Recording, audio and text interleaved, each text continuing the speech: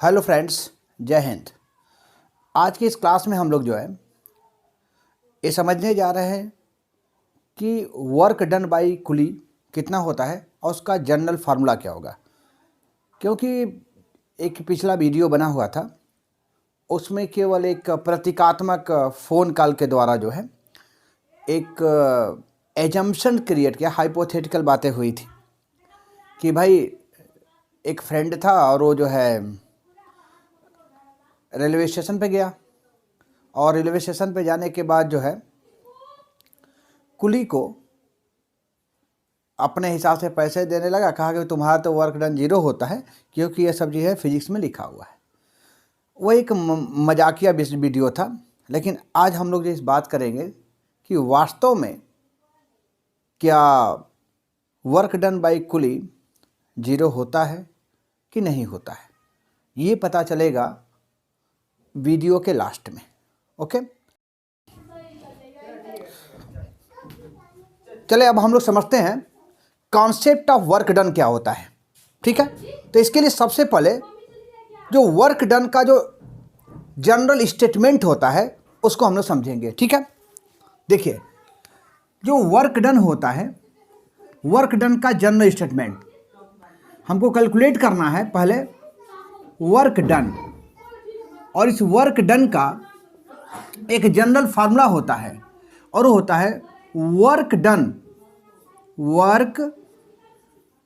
Done यानी W equal to है displacement, जिसको हम x मान लेते हैं, और इनटू यहां से जो बात लिखी जाएगी उसको बड़े ध्यान से समझना है। क्या है यहां पर है फोर्स या component of force, component of force in the direction of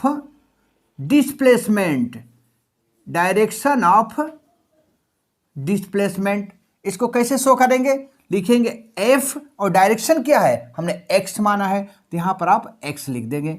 इसका मतलब हो गया कि आपको या तो एक्चुअल फोर्स हो या कंपोनेंट ऑफ फोर्स हो, वह डिस्प्लेसमेंट के डायरेक्शन में काम करना चाहिए, अदरवाइज डिस्प्लेसमेंट नहीं होने वाला है। ठीक है, चलिए अब इसका एक जनरल फार्मूला अगर हम देखेंगे तो हमको मिलेगा, it means that W equal to x into f x. इसे हम रिलेशन फर्स्ट मान लेते हैं क्योंकि हमें एफ एक्स कैलकुलेट करना है। कैसे कैलकुलेट होगा, इसके लिए हमें एक ब्लॉक फोर्स सिस्टम कंसीडर करना होगा। ब्लॉक फोर्स सिस्टम देखिए कैसे है। सपोज करिए कि आपके पास एक ब्लॉक ए है, आपने एक ब्लॉक मान लिया है और इस ब्लॉक को किसी एक प्लेन पर आपने रखा है। इसका यहाँ पे सेंटर ऑफ मास होगा। फोर्स आप कहीं भी लगाएंगे सेंटर ऑफ मास पे इफेक्ट डालेगा। यहाँ पर हमने सपोज किया कि आपने का फोर्स जो है समथिंग ऐसे काम कर रहा है, ये आपका फोर्स है, ये फोर्स यहाँ पे काम किया। डिस्प्लेसमेंट कंसीडर करिए कहाँ जाना है। सपोज करिए कि आपको पॉइंट ए से पॉइंट बी तक जाना है और पॉइंट ए से पॉइंट बी के बीच का जो सेपरेशन है या एक्स है। अब देखिए आपका फोर्स जो है, जो काम कर रहा है वह इस डायरेक्शन में है, डिस्प्लेसमेंट आपका ये डायरेक्शन है। तो अब आप ये देखेंगे कि इस फोर्स का कोई कंपोनेंट है जो डिस्प्लेसमेंट के डायरेक्शन में एक्ट कर रहा है या करने वाला है, तो इसका हम कंपोनेंट बनाएंगे। तो इसके दो कंपोनेंट बनेंगे। एक तो बनेगा एक्स एक्सिस में जो इधर है, this is called F x, और एक बनेगा आपका वाई एक्सिस में जिसको आप कहेंगे एफ वाई। यहां पर एक एंगल होगा थीटा। अब क्या होगा, इस लाइन के पैरेलल यहां पर एक इमेजिनरी लाइन ड्रॉ करेंगे और इस लाइन के पैरेलल एक यहां पर ड्रॉ करेंगे। This point is P and this point is M and this point is N and this is O। ये पूरा आपका जो है फोर्स ब्लॉक सिस्टम है, ये आपका फोर्स ब्लॉक सिस्टम है।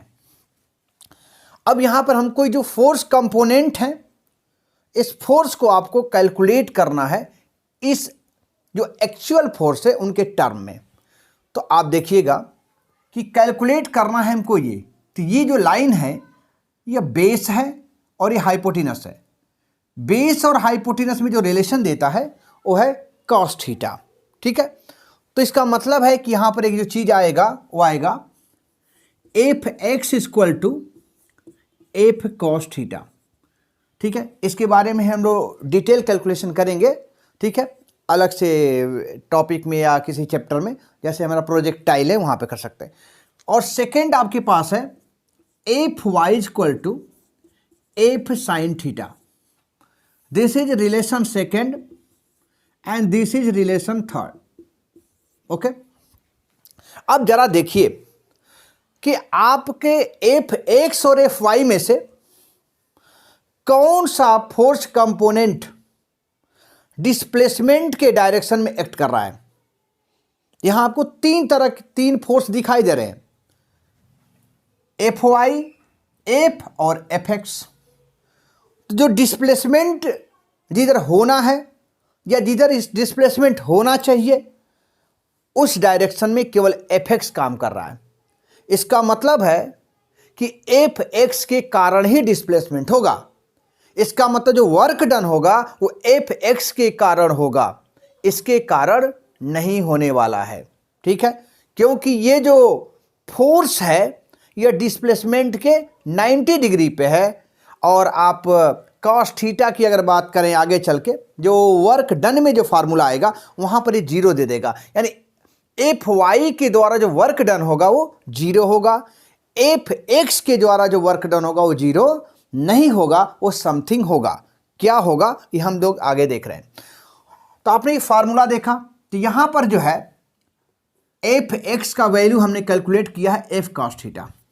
तो आपके पास हो गया from relation first and second. देखिए सेकेंड कहां पर है, सेकेंड दिस वर्ड, और ये फर्स्ट है, यहां एफ एक्स की वैल्यू आप रख देंगे। तो ये वर्क कहां हो रहा है, एक्स के डायरेक्शन में हो रहा है। तो आपको जनरल फार्मूला आ जाएगा, इसको या तो आप डब्ल्यू एक्स लिखें या डब्ल्यू सिंपली लिख दें। तो आपको मिलेगा x into f cos theta, okay. इनको फर्दर सॉल्व करेंगे, एक जनरलाइजेशन करेंगे, तो आपको मिलेगा या W equal to F x cos theta, okay. कहीं कहीं पर जो है x के जगह s लिख देता है, तो आप इसको मान ले, let x equal to s. So w equal to f s cos theta. ये आपका वर्क डन का जनरल फार्मूला है।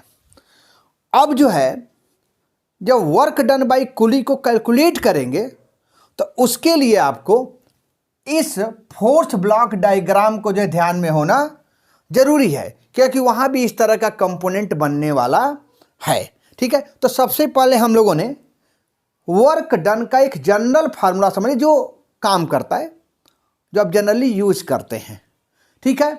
Work done is equal to displacement into force या component of force in the direction of displacement, यानी ये हो गया जिसका एक जनरल फार्मूला मिला। अब हमने क्या किया, इस एफ एक्स के लिए हमने इस फोर्स ब्लॉक सिस्टम को कंसीडर किया और यहां से हमने एफ एक्स को कैलकुलेट किया और यहां रख दिया। क्योंकि जो एफ वाई यानी एफ साइन थीटा है, एफ साइन थीटा का कंट्रीब्यूशन एक्स डायरेक्शन में नहीं है, इसका मतलब इसके द्वारा वर्क डन यहां पर होने वाला नहीं है। ये आपका जनरल फार्मूला, ठीक है। आप जो है वीडियो को पॉज करके इसको आप नोट में लिख लेंगे, ठीक है। इसके बाद हम लोग आगे जो है निकालेंगे कि वर्क डन बाय द कुली क्या होगा, ठीक है। इसे आप ध्यान से इसको जो पॉज करके नोट कर लेंगे, ठीक है। अब हम लोग जो है वर्क डन बाय द कुली को कैलकुलेट करेंगे।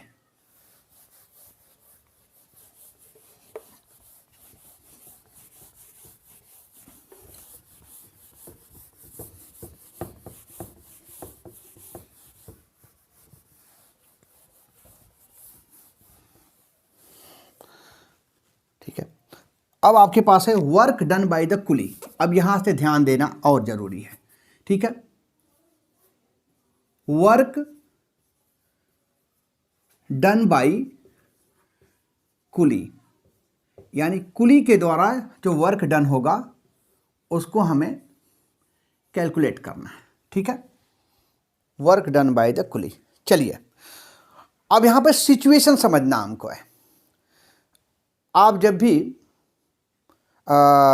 रेलवे स्टेशन पे जाएंगे तो कुली को जो है आप ऑब्जर्व करेंगे कि वो किसी भी लगेज को या किसी सामान को उठाने में वो किस प्रकार का जो है वो एक्टिविटी वो शो कर रहा है। तो आपको समझ में आएगा कि सबसे पहला काम वो करेगा कि किसी भी सामान को उठाएगा और उठा के अपने सर पे रखेगा और फिर उसको लेकर वो चलना शुरू करेगा। तो इसका मतलब है कि कुली के द्वारा जो वर्क डन है उसे हमें दो पार्ट में समझना होगा, टू पार्ट में। पहले वो सामान को अपने सर पे रखेगा, दूसरे बार उस सामान को लेकर भी चलना शुरू कर देगा। ठीक है, तो इसलिए हम लोग यहाँ पर जो वर्क डन बाय कुली को कैलकुलेट करेंगे, यहाँ पर दो पार्ट में कैलकुलेट करेंगे और दोनों पार्ट में जो वर्क डन हमको फाइंड होगा उस वर्क डन को हम सम कर देंगे। ठीक है, चलिए देखा जाए तो आपको जो है पार्ट 1 और पार्ट 2 को जो है कंसीडर करना है। तो देखिए यहाँ पर सबसे पहले हम है पार्ट फर्स्ट की बात करेंगे।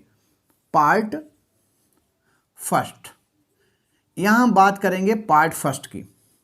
ठीक है, कि पार्ट फर्स्ट में क्या होने वाला है, और यहाँ पर होगा इसमें पार्ट सेकंड की बात करेंगे, पार्ट सेकंड की। अब देखिए पार्ट फर्स्ट में वो करेगा क्या।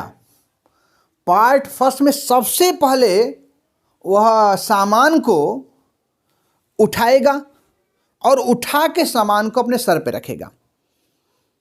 तो यहाँ पर आप फोर्स और डिस्प्लेसमेंट को ज़रा कंसीडर करिएगा। तो यहाँ पर एक हम फिगर बनाएंगे नॉर्मली। जैसे सपोज करें कि आप यह इसे हम एक कुली मान ले रहे हैं, ये कुली है,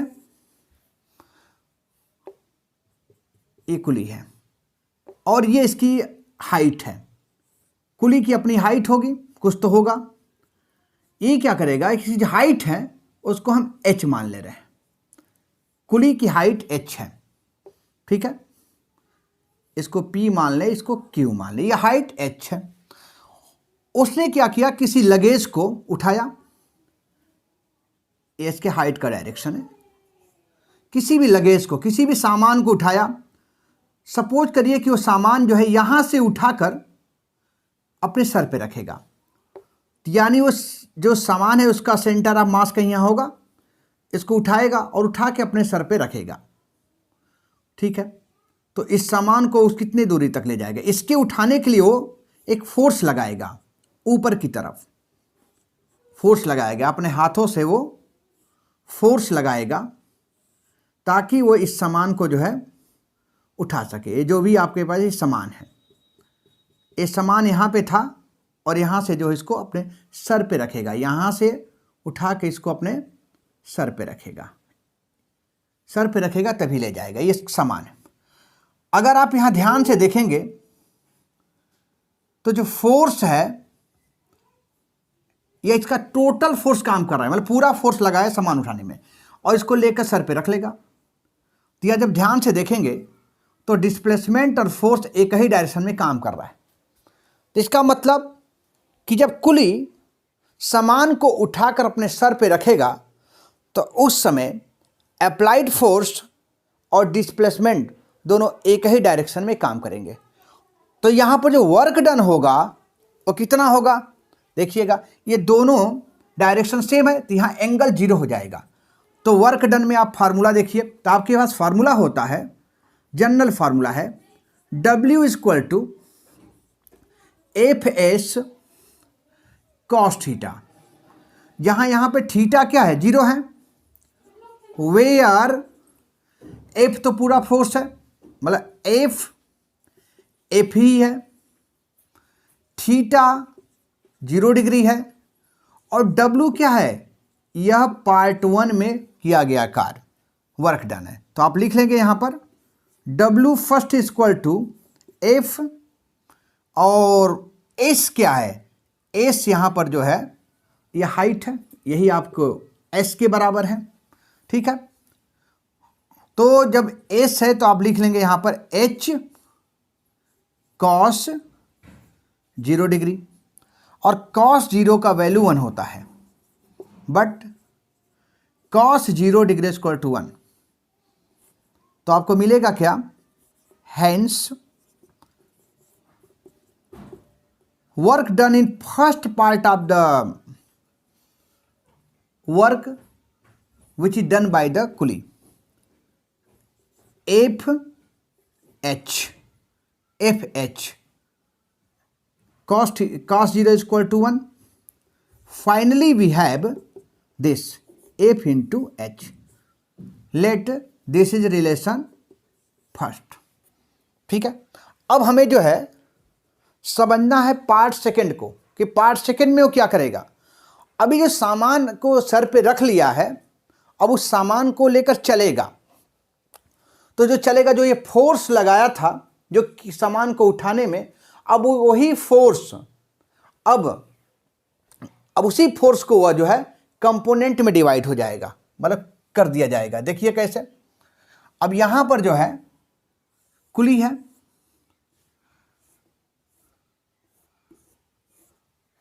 ठीक है, कुली है।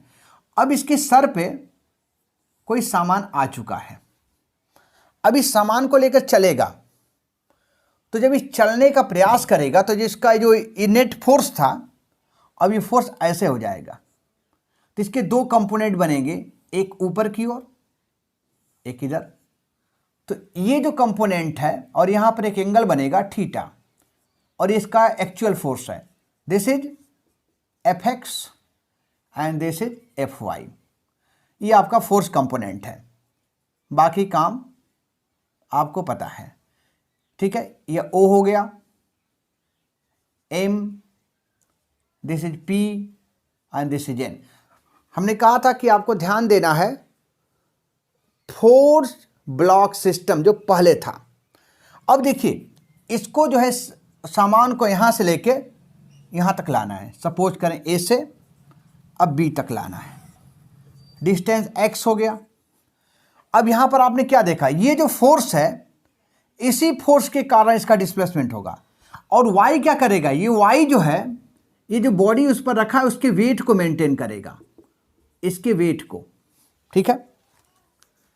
मतलब the actual force is divided in 2 component, f y component, f x component. F y component balances the weight and fx component contributes to cover the displacement, यानी इस डिस्प्लेसमेंट को कवर करने के लिए यही काम करेगा।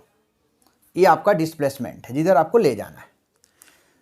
तो इसका मतलब है कि जिसका एक्चुअल जो फोर्स है वो 2 कंपोनेंट में डिवाइड हुआ, एफ वाई जो एफ साइन थीटा होगा, और एफ एक्स जो है एफ कॉस थीटा होगा, ठीक है।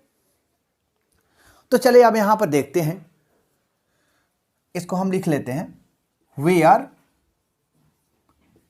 F x equal to F cos theta and F Y equal to F sine theta. F X जो है contributes to complete the displacement, और F Y balance the force, मतलब weight of the luggage या goods, कुछ भी है। अब चलिए यहां पर देखिए, अब वर्क डन, आपको फार्मूला पता है शुरू से, work done in part second equal to displacement is X into force F x, और F x equal to F cos theta. So